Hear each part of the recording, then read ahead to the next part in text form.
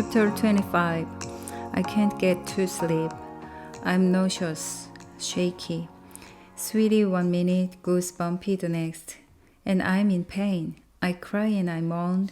And when my mother comes in, I beg her to talk to my dad. Please, Mom. They cut off my leg. Doesn't he understand? It hurts. She cries with me. But in the end, she sides with my dad. It's a narcotic, honey. It's very addictive. You don't want to get dependent on it. But you've got to give me something. She comes back with Tylenol. It does nothing for the pain, or the sweets or chills. I feel abandoned, angry, raw.